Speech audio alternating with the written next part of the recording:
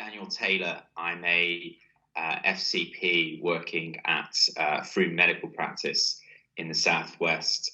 And over the last 12, 18 months, we've embarked on this journey of building a variety of group consultations within the practice. The one that I've specifically focused on is for back pain.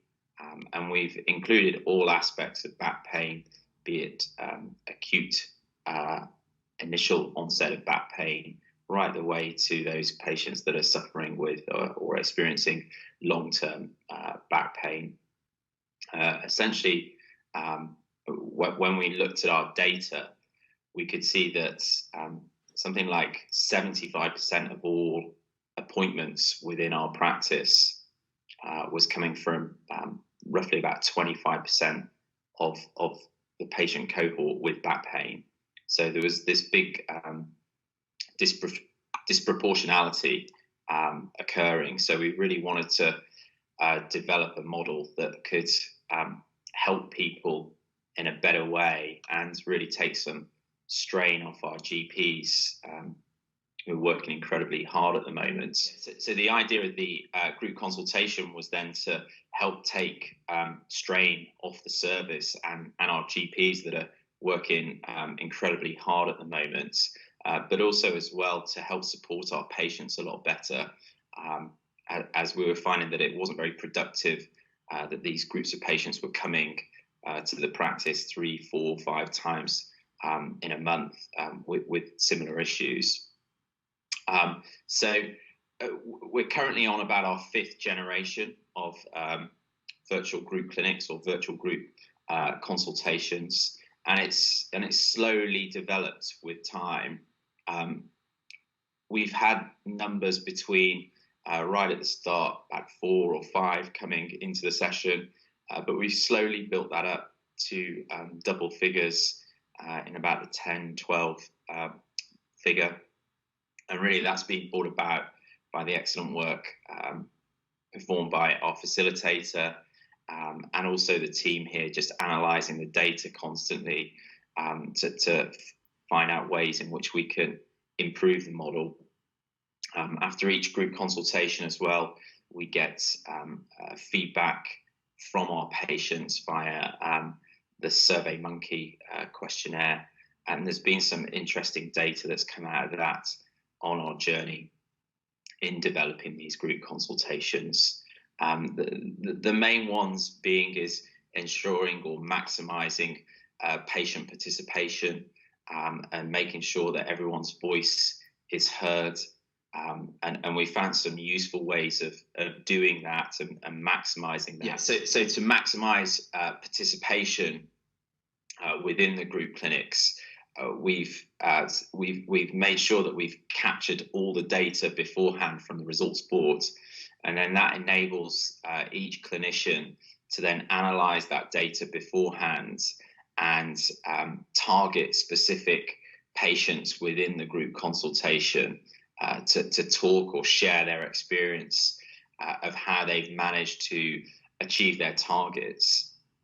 The other big thing as well is the results board in itself, and we found that is the main intervention, the main tool that we use in the clinics to help patients share their experience, but also to see their improvements along this journey.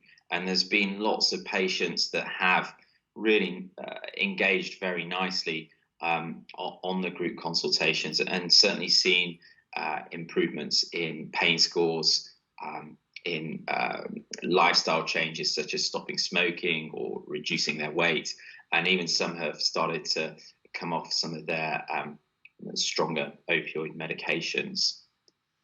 So from a logistical point of view, this was a fairly easy project to get up and running. It simply requires a clinician who's got an interest or an enthusiasm in a certain area, and more importantly, a facilitator. And that facilitator, in terms of skills or traits, characteristics that we're looking for, I think with it all being online, having some IT background is really important.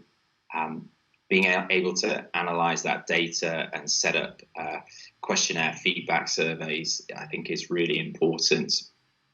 And what we found really helpful from the facilitator was that she ran a series of test calls around about 24, 48 hours before the actual clinics to make sure that all of our patients knew how to use the platform and the functions in the platform. And that was a real big help. And that was some real big positive feedback we got from our questionnaires, particularly when we're dealing with potentially an older cohort of patients. And then again, to save time, when we were inputting the notes, we use EMIS, and within EMIS you can develop these macros where it will automatically populate into the notes. So that really saved time here from a clinician's point of view. And the other big thing as well, as the group consultations have developed, is that the clinicians are now joining on to the consultation, the virtual group clinic, much later on. So the facilitators have now got the confidence to start off the consultation themselves without the need for the clinician to be there. So it's a big time saver there from a kind of clinician point of view.